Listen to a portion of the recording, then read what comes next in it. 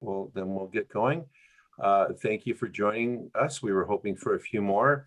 I really believe that this is a really important topic. You know, COVID has forced us to do things completely different. The way we provide service to our communities. Understandably, some clubs have somewhat shut down, but others have flourished. And it's very inspiring to see that the work that many of our clubs are doing. But equally important is getting that information out there. A lot of our local newspapers have gone. Digital media is here and now, and social media is almost growing leaps and bounds, month to month, week to week. And 5 years ago, most of us wouldn't even find ourselves on something like Facebook. A year ago, some of us wouldn't even have been on Instagram. But you know, there's so many opportunities. And I think it's important for all Lions clubs to embrace these, to get the message out there about the meaningful service we're doing in our communities. It's the one great way of promoting service, but also promoting membership. So I'm really pleased that Lion Christine has agreed to steer us in the right direction tonight, to give us some more information about how to use effective social media. So I'll turn it over to you, Christine. Thank you again for presenting. Super. Let me just share my screen and we'll go over here. Hi, Packer. Are you seeing this, folks? Yes. Yes.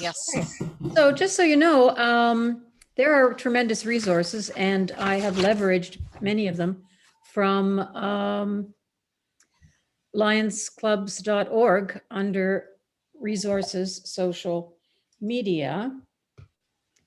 And so here's an example of where you're going to find it online under your resources for members and social media. So I've sort of mashed together some presentation resources that I found and added a few bits and bobs here and there. So without further ado, let us move on. I just have to see what I have to use to do that. Okay, so why? That's a good question that we get a lot, right? Why do we need to use social media? Well, businesses and organizations on social media are actually signaling that shift that is part of the change of how we get our news from a static website style presence into a more interactive and immediate communication platform.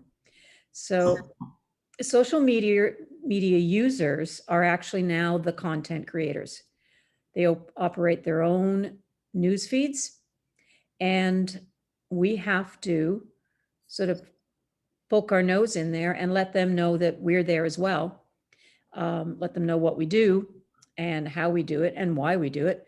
So we can reach a wider audience and increase our membership, which of course is always a goal.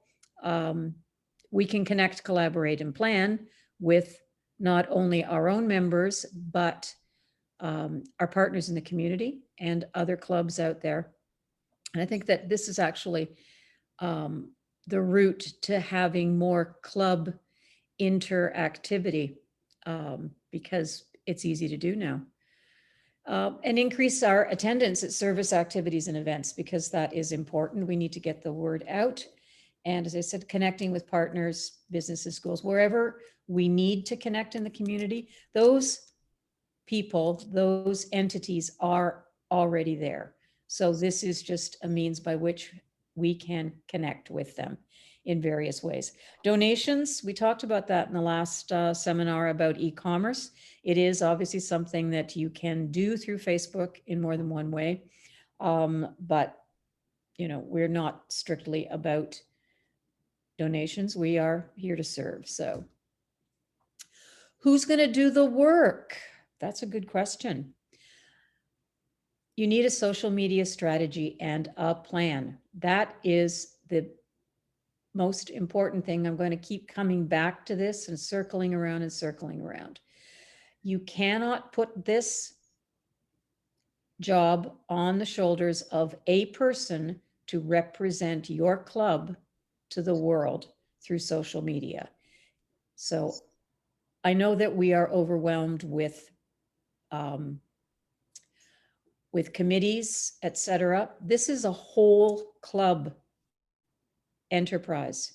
Your entire club, you're putting your entire club's activities out there, your entire club needs to be engaged in your social media strategy, plan, etc. You do need managers, admins, drivers of the bus, but everybody is on the bus with you. So more than one person needs to be accountable for the quality and quantity of the content.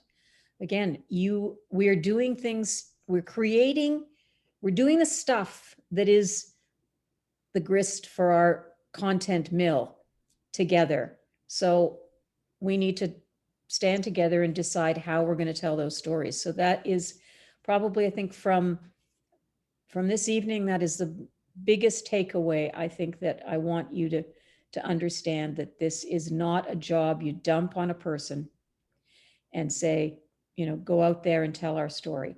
This is a club-wide endeavor. And so when we say to build the team, well, everybody's on the team for sure. But you will need people to do the nuts and bolts part of it.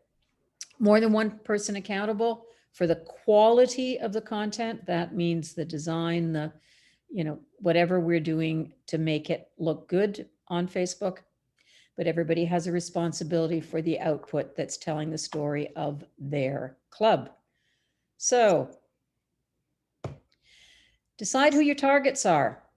There are many ways to reach people these days. So families and seniors who have time to devote to volunteer type activities, people who are our potential members, families, people who are our, the recipients of our largesse. You're going to find a lot of them on Facebook because that is the biggest platform. There's no question. Facebook is the biggest and it's the most used, and you are more than likely to find a good audience for your story on Facebook. Instagram, which is of course owned by Facebook, is more of a younger population for sure. And it's more of it's more personal, I think, than corporate, but all of the major corporations and organizations have a presence in all of these things because they have people who manage this full time, many people who manage it full time. So if you are targeting a younger group, you have a Leo's Club, for example, then perhaps Instagram is definitely a platform you should consider using in addition to Facebook. Twitter is for those news hounds, those people who just like they like shots, not the whole cocktail.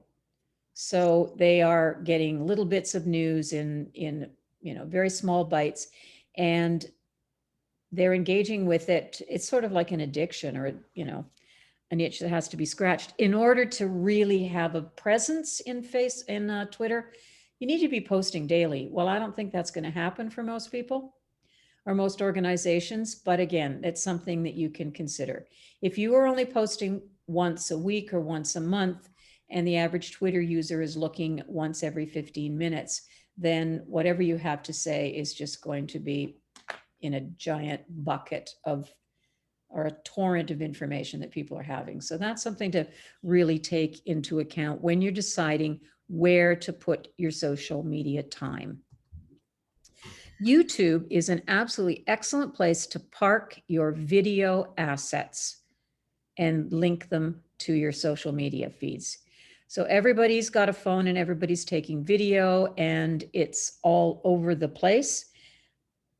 Your history of your club is in people's pockets, and that history should be assembled and organized in a searchable way for the people who are going to come after us to see what what we're all about. I mean, I have mass quantities of assets that aren't shared because, we never talk about how we're going to do that. So YouTube for video is an excellent spot. It's free. You don't have to do anything.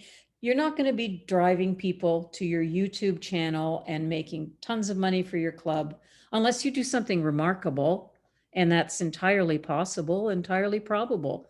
But for the most part, it's a place where you park your videos that you can link back into your social media presence. And it's always going to be there. You know, it's not going to disappear because your phone fell in the toilet.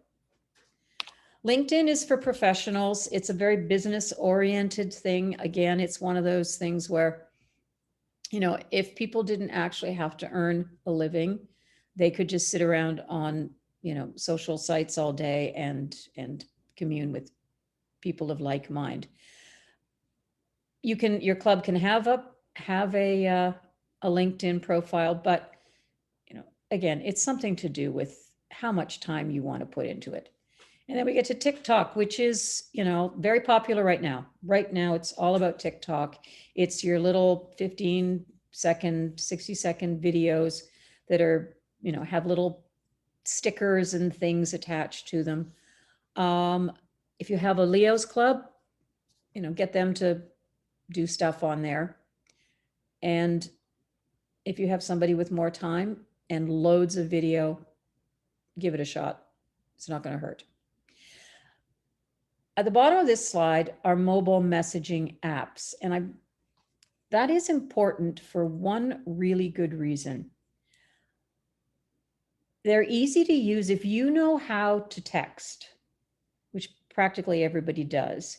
You can use WhatsApp, which is probably owned by Facebook too, so they own us all.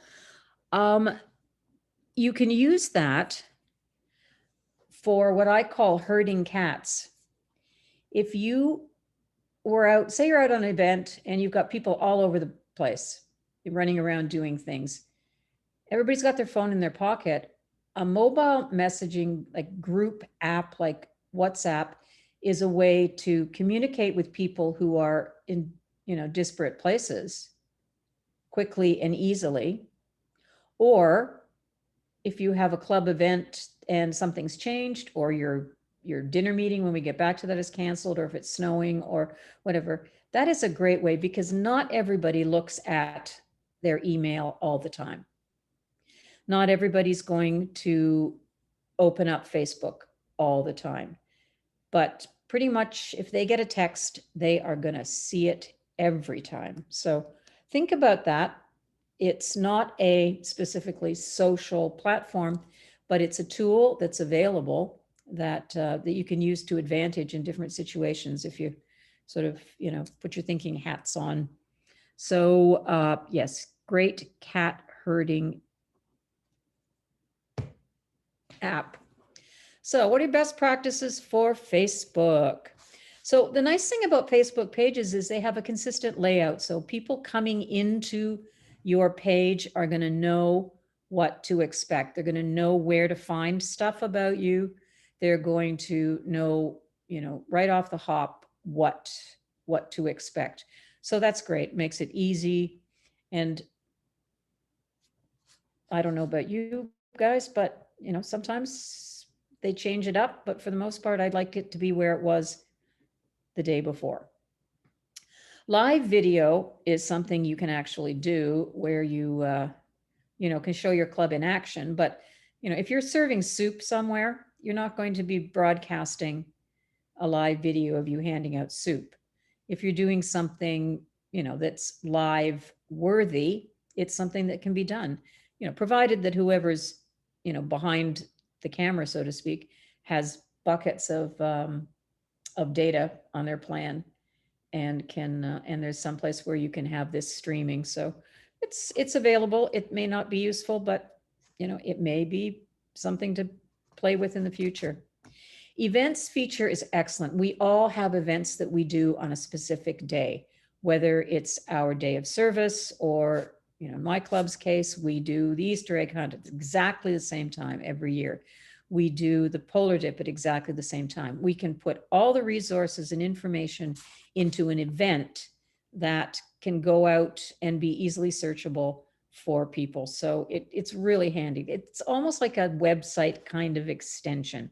So And it also has buttons so that you could, depending on what you're using it for, that are available. There is a donate button. It uses Facebook payments platform. So we talked about that the last time. You can use it if you want, or you can just use it for contacts or get people to sign up for events or volunteer. It's a handy little thing. So we talked about Instagram before. It's owned by Facebook. It's a cell phone app.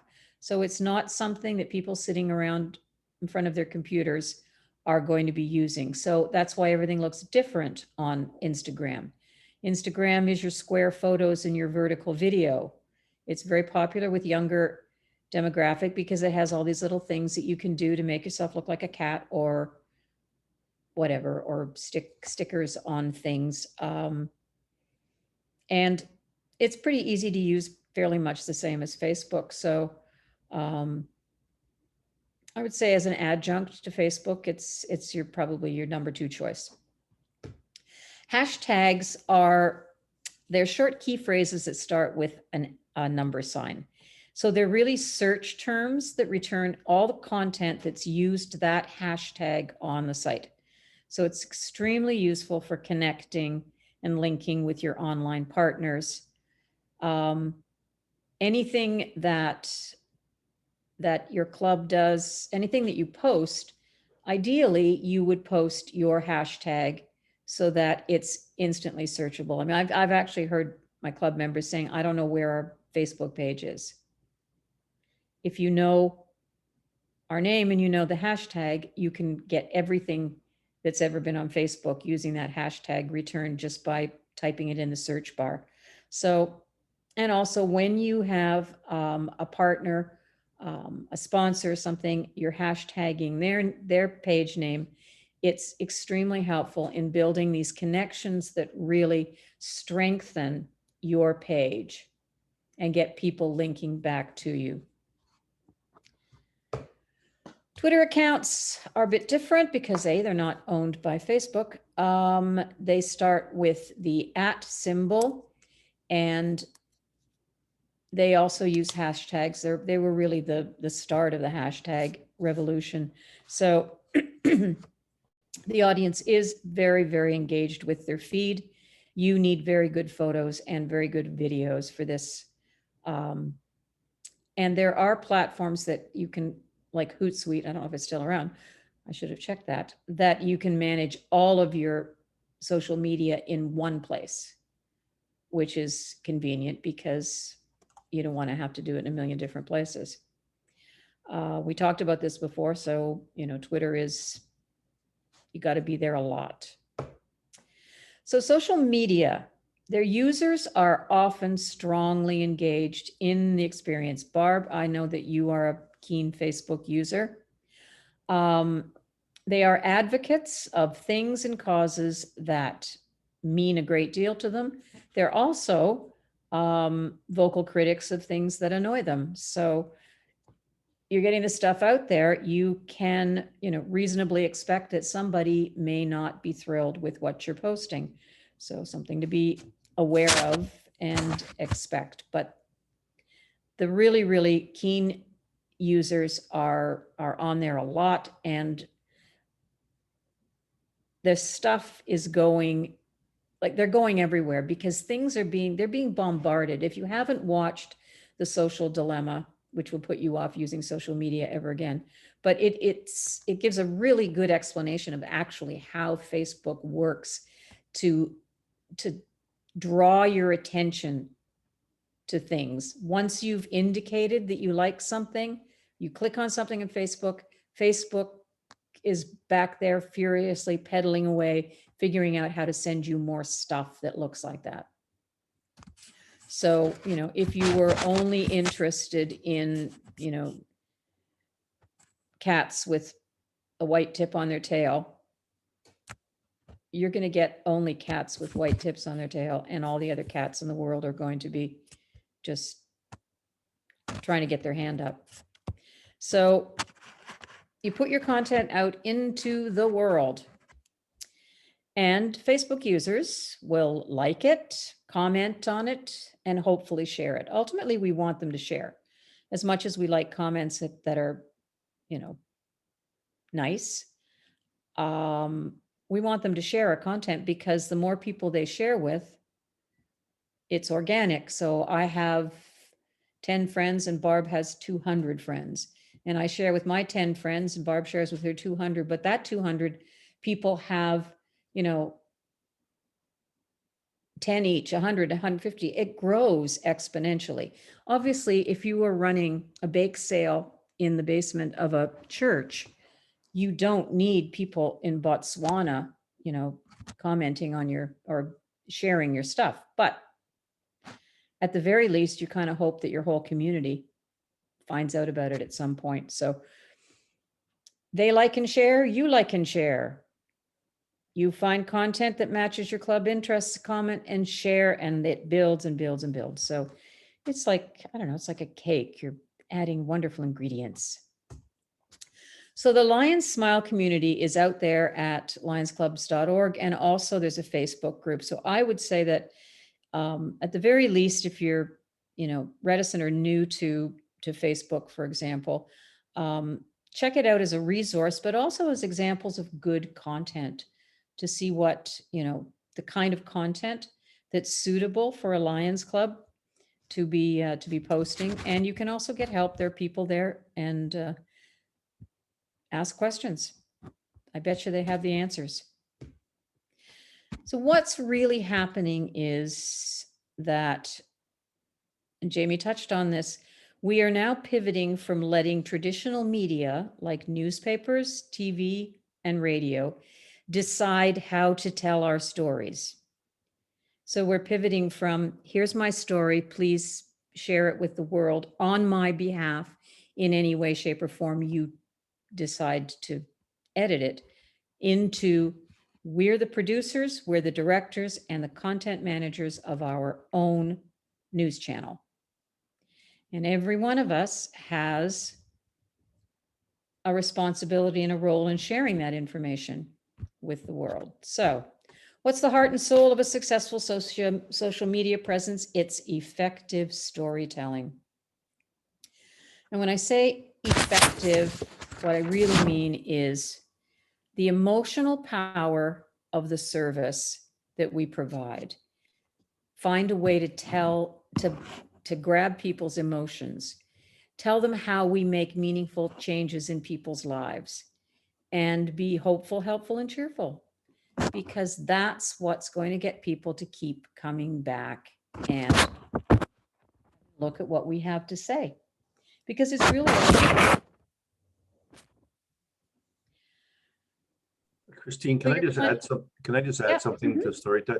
When I was at the our last international convention in Milan, and then Gudrun Ingvedottir was the outgoing international president. And when they swore in Jung-Yul Choi, she immediately became the LCIF chairperson, because that's what happens with media pass. And her whole theme changed to telling your story, encouraging and empowering Lions to share their story.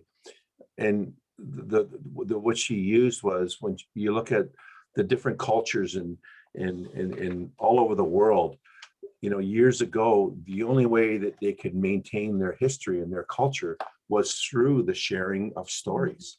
And they're so personable and tangible, and people really connect with somebody telling an impassioned story. And when it comes to Lions, telling an impassioned story about service or something that's near and dear to your heart, the message gets through so much better than just writing something down or writing down a message. Share your story or tell a story. It's more powerful. Read. And that's why I took that right off the Lions website.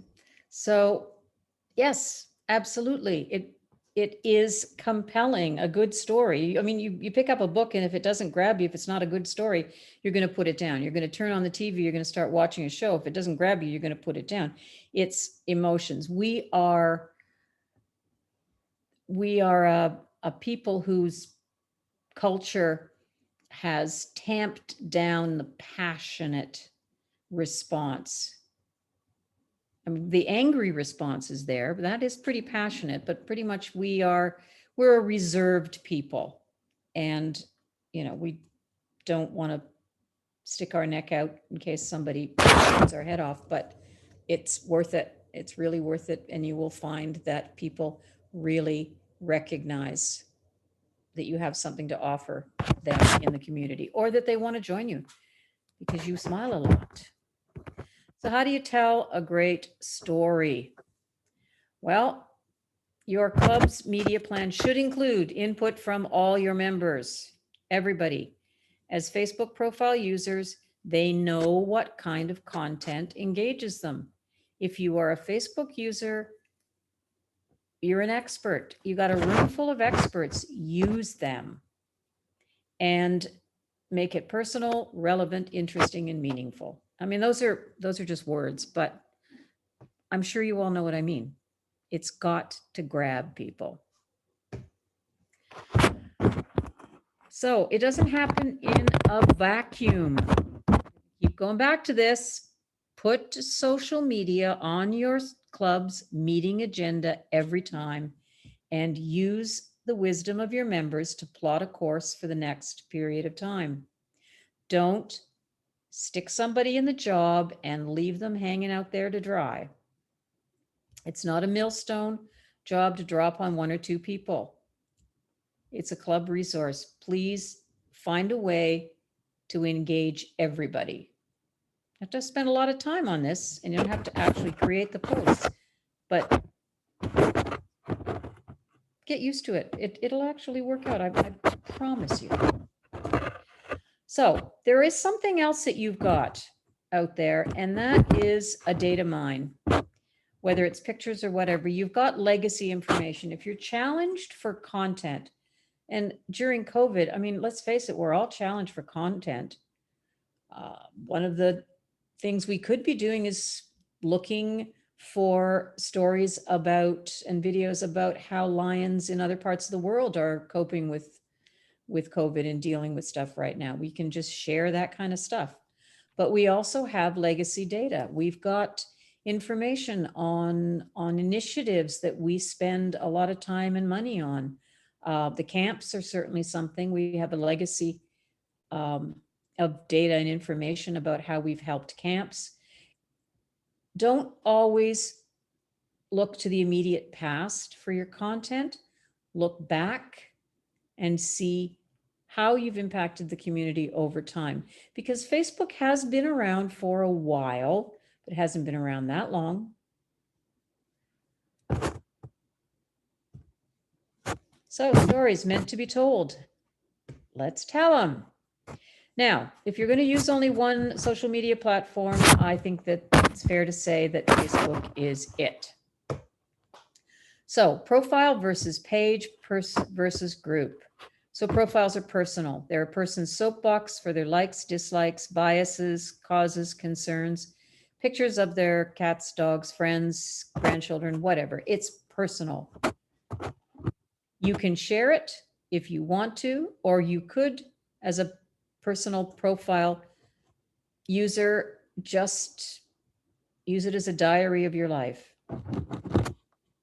But it's personal. So now we get down to pages. And that's what we are talking about here. We're talking about a page. It's for businesses, organizations like ours, for brands, public people.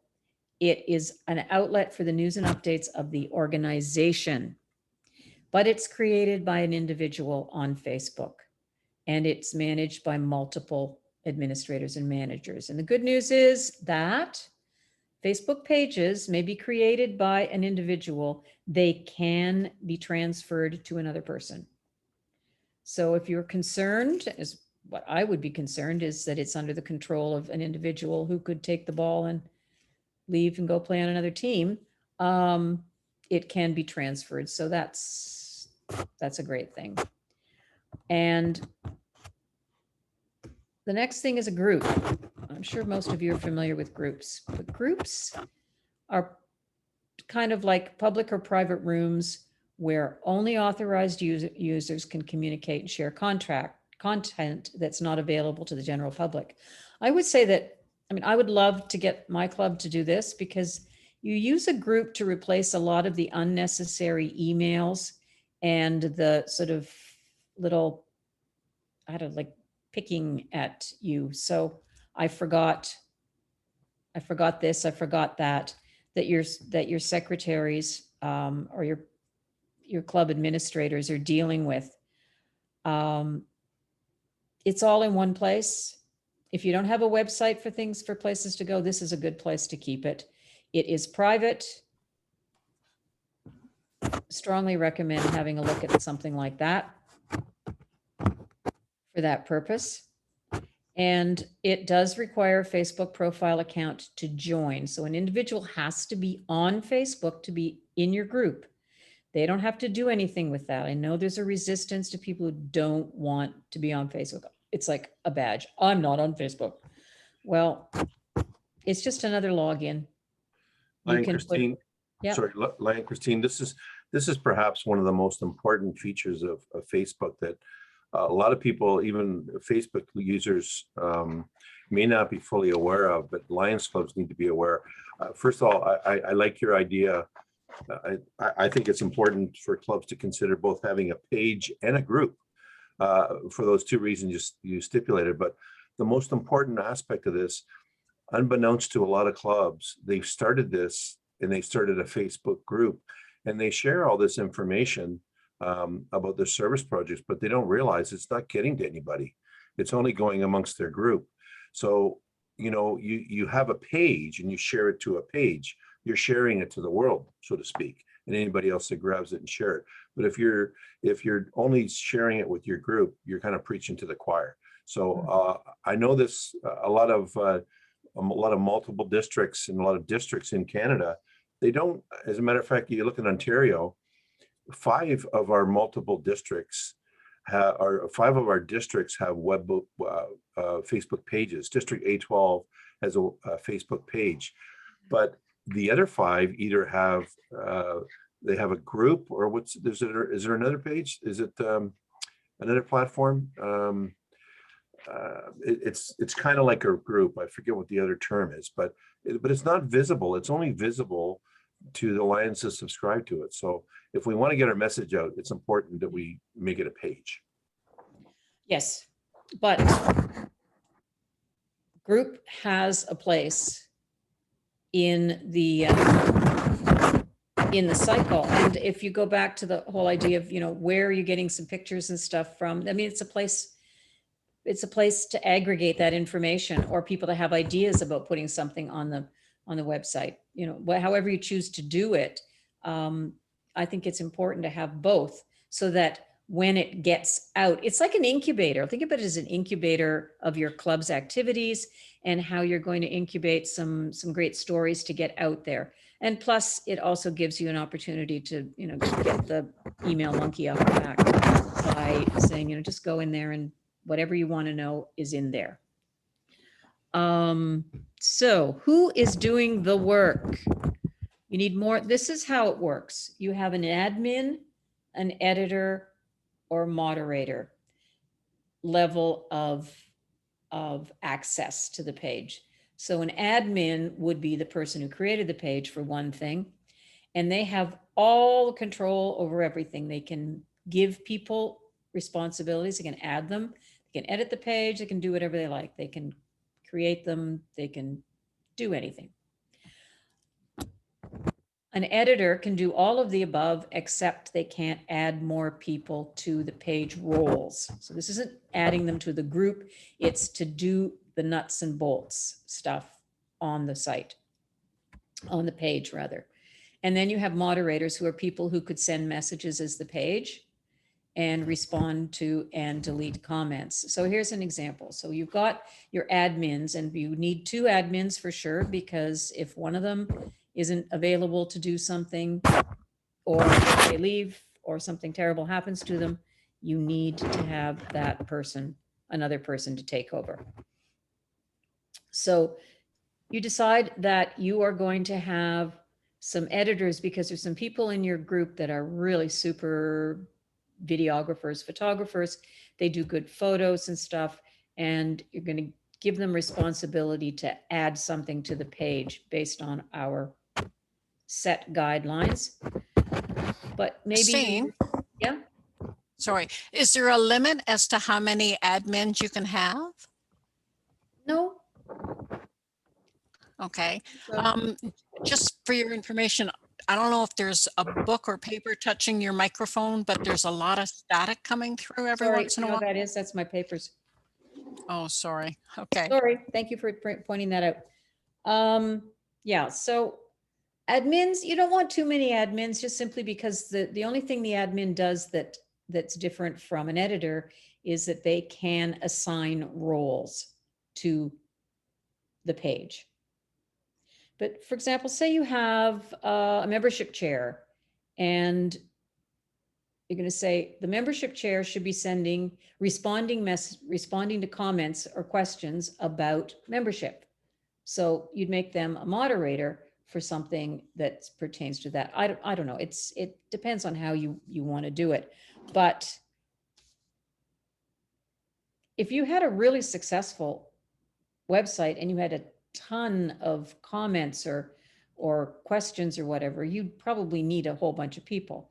Generally speaking, probably don't need that many, but you should have at least 2 of admins and maybe an extra editor down the line. And that Facebook Live, that go live as a page from a mobile device, that has to be done by either an admin or an editor. If it's something you ever think you want to do, you maybe not big deal for you. So this is something that I added because there are guidelines that are available on the Lions website. It is a multi-lane highway.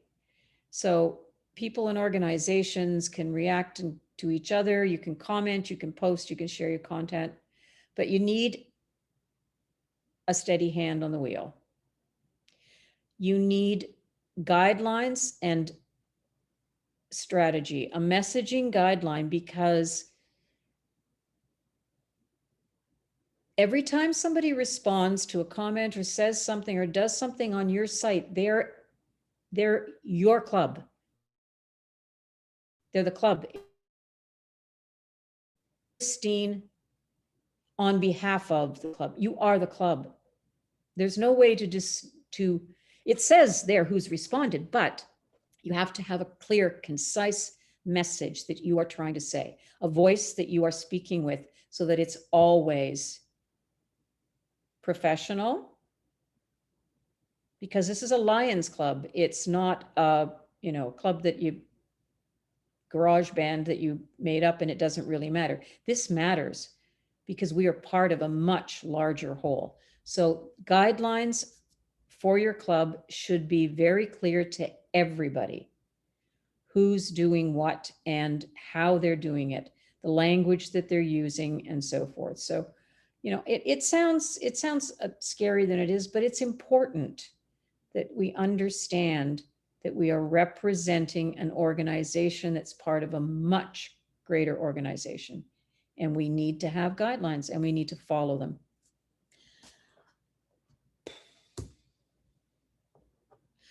So when do you post? I think this is actually hilarious because it looks like Wednesday's the day and 11 o'clock is the time. Because here's Wednesday at 11 o'clock on Facebook, 11 o'clock on Instagram, and 11 o'clock on Twitter, which is funny because why they would say Wednesday only when they're telling us to post every day on Twitter, I don't know. Here's how you find out when people are looking at stuff. There's a data analysis tool that's available to you on your page that says when people are actually engaging with you, what time of the day. I find it hard to believe that everybody on Facebook takes time out on Wednesday at 11 o'clock just to check their feed, but post when you can. So you are going to post. What are you going to post? Photos, photos, photos, videos. It says try going live. I don't know. It's up to you. And I don't think I'd want to watch those people serving soup for any length of time, but I think I would probably be very surprised at what people find entertaining. So who knows? Events, obviously, we talked about that before. Community news, anything in the community that you serve, that you think that you could help get the news out, whether it's a Parks and Rec thing, whether it's something to do with vaccinations or whatever. We can also serve to help pass information along. Our member Christine? stories, we need to tell our stories. Why are we doing this? Christine, this picture you have is significant, and you know, the tendency of the old Lions Club, if you will, is, you know, forever we're taking pictures and we're all lined up in formation with a check or whatever. We want to know where I'm show, going with if we want to appeal to younger Lions, they want to see us actually doing something. So pictures like this are great. You know, the picture really is worth 1,000 words. Yes, you can add a little bit of detailed information, but clearly from this picture, you can see that those lions are doing something. You can see their lions by the lions vests. They're helping less fortunate. They're actually serving meals. That goes a long way, rather than have half your membership lined up in their vests smiling for the camera. So it's important to show action photos. Yeah. So you're going to increase your Facebook footprint by having attractive visuals that establish the brand. You're going to produce quality content. And if you don't know what quality content is, go on any one of the, you know, Lions Smile or Lions Clubs International and see what quality content looks like, and be an active social networker. You know, follow other clubs and follow your club and share. Hashtags. This is really important, and it's, I think, overlooked. A simple hashtag. When I said that earlier, that people in my club said, well, I don't know where to find the page. If you knew, because it was shared with you as part of your social media guidelines and plan, that your club's hashtag was #, blah, blah, blah, Lions, you would know anytime you wanted to find out what was going on, all you had to do was type in the search box that little hashtag. But you have to share it with your fellow members, because otherwise they don't know. I went looking to see what my club's hashtag was, and there's a whole bunch of them. So if I don't know that somebody called it Tiny Township Lions Club, somebody else called it Tiny Township Lions, somebody else called it the Tiny Township Lions Club, I have to look in a whole bunch of places. Tell your people, tell your members, this is our hashtag. If you're talking about us, use a hashtag. If you're looking for us, use a hashtag. It's just a search term. That's really all it is. Okay. And put it in your club, you know, whatever you send out to your club, in your minutes, in your, you know, in your headers of your documents, put it out there. And people will get to know it, I think. Okay, so the heart of social media, photo and video. Please use the correct orientation, horizontal video and photos for Facebook, vertical video and square photos for Instagram. Otherwise, you have headless people or just those annoying videos where you've got the blurry stuff on the one side. As Jamie said, sample photographs, close-ups are compelling. Don't show the check. Show what the check did for the community. We have this compulsion to run out and say, and I mean, I'm as guilty as anybody, but I realize now when I've been doing this, I'm thinking, oh my gosh.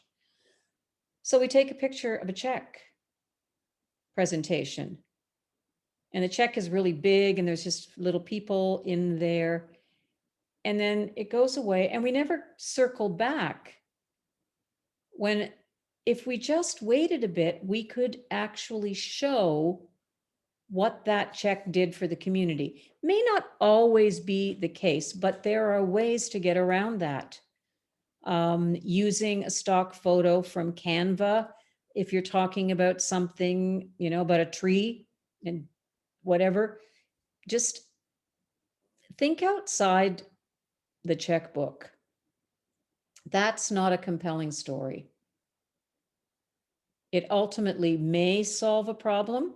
It may make somebody deliriously happy, but every organization in your community is doing exactly the same thing. Set yourself apart and show them the good that your check does. Cover and Yeah, profile. Yeah. Christine, it's Barb. When we were decorating in front of our library for Christmas, Mhm. you know, a couple of people were taking some great pictures, and Lorna did a great job of putting the pictures of the day as well as the, you know, the completed project, which I thought our library looked the best out of all the places in all of the town. There was lots of lights and little houses, and we made like a Santa's village in the North Pole and stuff. So it was, I think we got a lot of hits. Lorna could probably speak more to that because she was sort of supervising that whole process. But it was great. And to your point about the checks versus a meaningful picture. It just kind of made sense when you look at those nice pictures, right? What good are you doing other than writing on a big check? Besides, the media, the print media will show up at check handing outs. So you'll get your picture in the paper anyway, right? Cover photos, profile photos. So make it compelling, make it look good. Use a good camera. If somebody comes up and says, I'll take the picture with my 15-year-old 2-megapixel phone, say, yeah, maybe we'll put it on well, maybe somebody can bring a tripod next week and we'll get a better picture with an SLR. This is how you are presenting yourself to the Facebook community, the entire world. Make it worthwhile. And not only that, change it up every now and again. I don't know how old our picture is, but I'm thinking maybe it's time to change that. Now, we can't get together right now, so that's a bit of a challenge, but there is something you can, you know, dredge up maybe from the past that shows just how much fun it is to be a lion. Get permission. This is particularly important if you have events where there are children. Get permission to use their picture. Put out a sign at your events that tells people that you're taking pictures and what you're going to do with them. And once people know that pictures will be taken, they will choose to either get out of the way or pose nicely for you.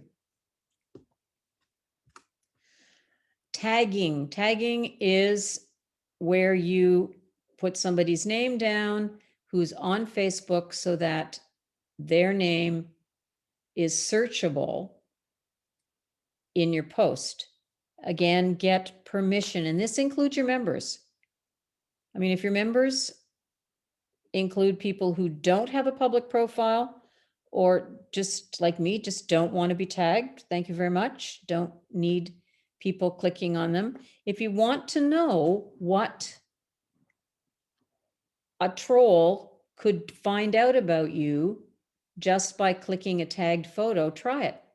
Go and see what comes up about you, or try it from somebody else's computer. Photos, your personal photos are there. There's a lot of information you don't realize that you are inadvertently sharing with the world. Sounds great. Get permission. Yes, action photos. And I mean, I would say with this action photo, it wouldn't have hurted to have that cropped in really tight to see the looks on those kids' faces. But yes, something is happening. That lion is happily engaged with the community. So it's a great example of an action photo. Smile. Let people know that being a lion brings a smile to your face. And use the right logos. Don't, and that there's resources online for those logos. So don't distort them. And when you do use Lions branding on your page, make sure your club's name is there so that you are distinct from the mothership. That's pretty important if you can do that. And you can use a Lions logo on a picture. You can stick it right on a picture in your profile picture at the top header. So that's worth doing as well. So invite people to like and follow your page. Don't be a pest. You know, I mean, there may be people in other communities who may want to follow your page, but invite them. If they comment or something, invite them to like you and invite them to follow you. Liking and following are kind of, you know, it's one of those things where it's evolved over time. First you liked something and then you got all their information, then you had to follow them and get some more. So do it, but do it nicely. Targeted ads. These are actually pretty darn cheap. And if you have an event or you're selling something that's very specific and timely, and you want to get more people to see that post, you can spend, like this one is $20. They got a $20 budget. It's saying how many people you can reach. You'll need a credit card for this. Somebody's going to have to pay for it, but it's not a bad idea. And you can give it a try. If you've got an event, if it works, you may actually get people that stick with your page, which is great. That's ultimately the goal. Or people who are just going to come for the ride, and when the party's over, they're going to go away. And that's fine too. It's very inexpensive because you set the budget. It's not like advertising in a newspaper, which is thousands of dollars. So something to take home with you. You're already at home. So it's a great way to get word out of your projects. We've already talked about that. You're going to be able to get a word out to people that you don't even know are out there. Include your call to action because you want them to do something. If that's what you want them to do, you're going to need somebody that's going to be steering the bus. And think visually. That's pretty much how we tell a compelling story. We have lots of pictures. How you keep those pictures, do stuff with those pictures, you know, is up to you. That's probably a subject for another day. But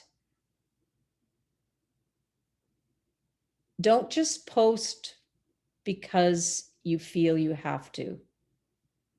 It's better to wait and make a good story better than to just splash something out there. We talked the last time, I don't know, some of you were on that call, about resources that are available, one of which was Canva.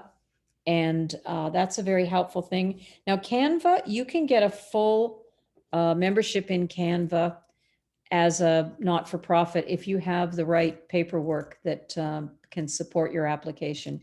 You can get the whole thing, and it's a great way to be able to put your posts directly onto Facebook and Instagram. So it's something to look into. I didn't include that here because time's a wasting. But if you want more information on Canva, let me know and I can steer you over there. Any questions, comments, anything to add that I've overlooked?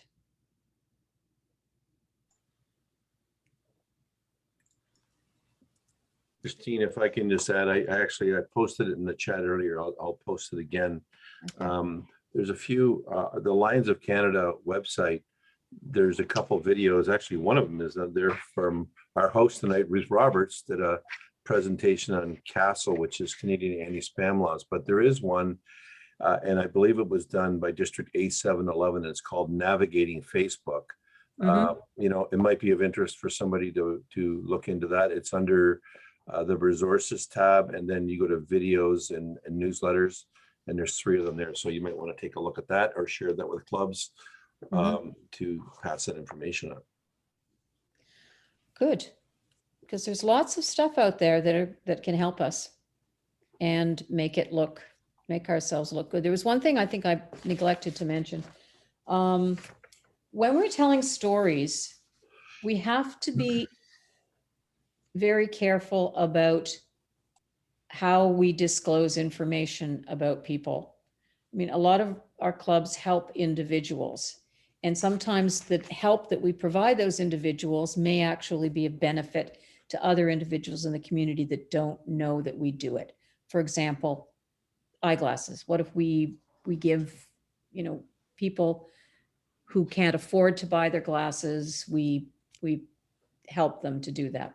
We're not going to put a story about that, but it's an important thing to tell people that we've done it. So just be very careful. I mean, we helped a guy to buy a glass eye. Well, you know, in a small community, if you say, oh, and by the way, you needed a glass eye, we're your club.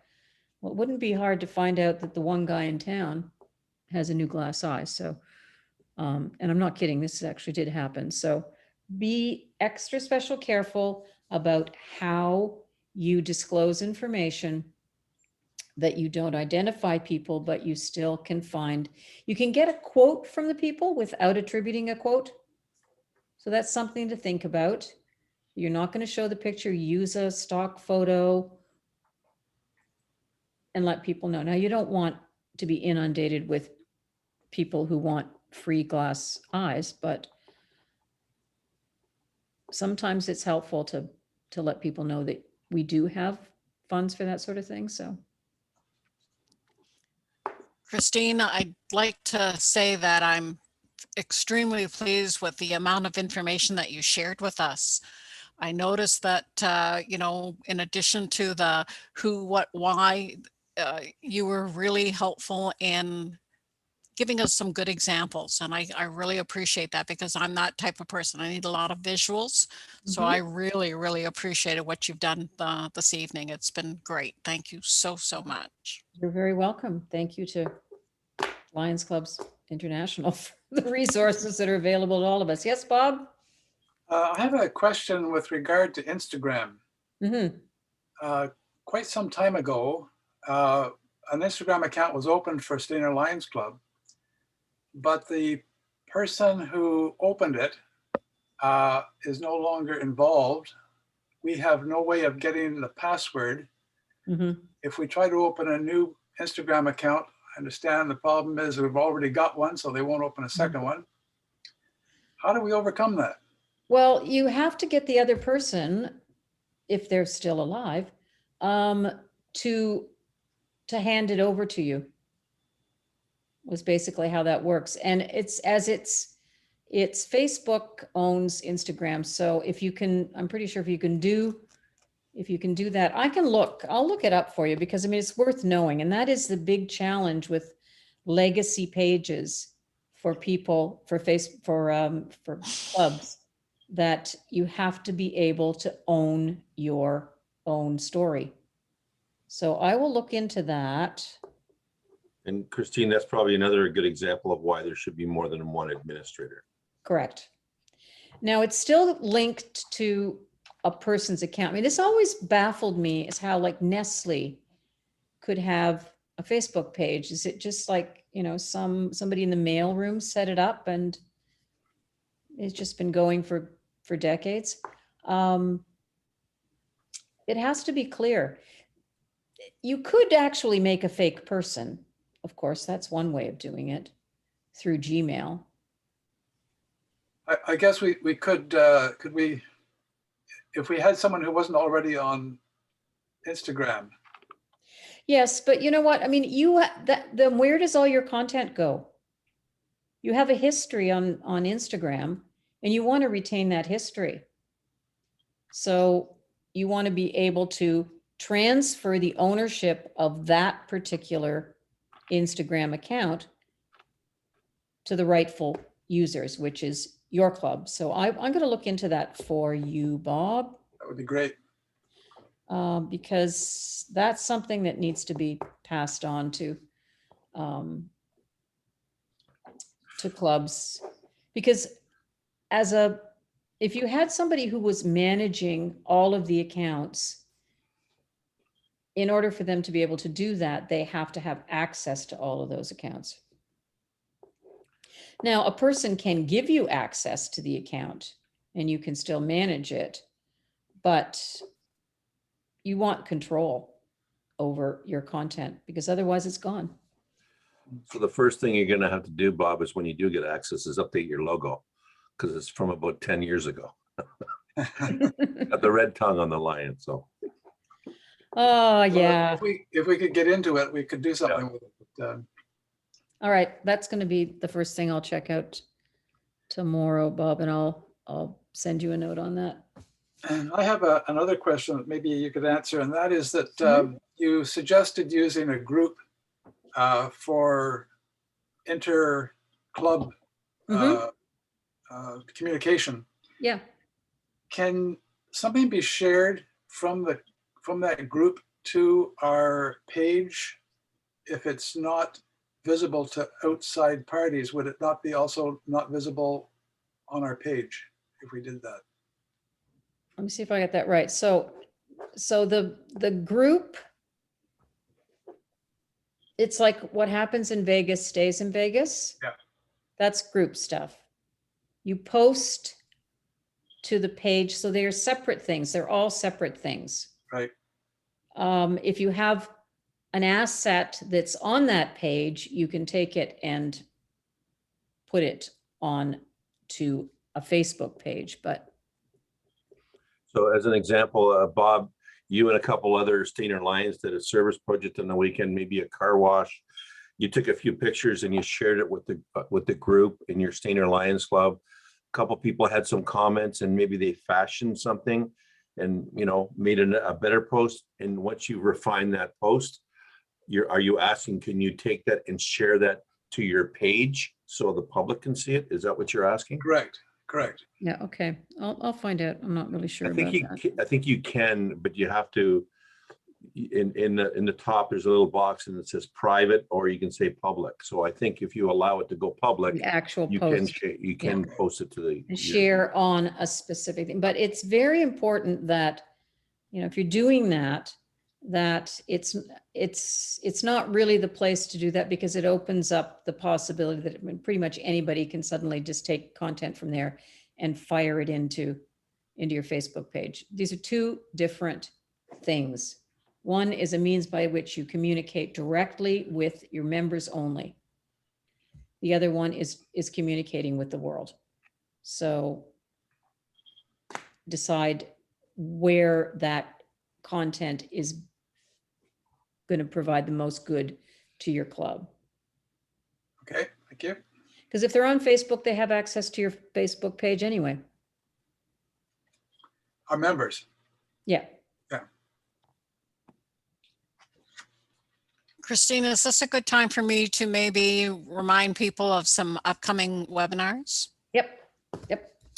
Okay, on April 29th, we're doing Club Secretaries Part 1, which is going to be dealing with the agenda and minutes and correspondence, things of that nature. On Thursday, May 13th at 7:30, we're doing Club Secretaries Part 2, which will be dealing with the membership information and dues and the other aspects. The My Lion training is going to be done on Thursday, May 20th at 7:30, and Len Day and Randy Hardgrave are going to be presenting that one. On Thursday, May 27th, My LCI is going to be done by our past Assistant Governor, Jamie Jones. And on Sunday, June the 6th, we're doing club presidents training. And that training is going to be done with a couple hours in the morning and a couple hours in the afternoon. That president's training is open to all the vice presidents of each club, as well as directors and even secretaries, anybody that wants to have an understanding of what that job's about. So please feel free to join us for that one. And our last one will be June 10th, the Lions Learning Center. So hopefully you'll register for some of those. Ruth, when was the MyLCI one again? The MyLCI is May 27th. May 20th. Thank you. Well, not All of only for these- yourself, share it with your club members as well.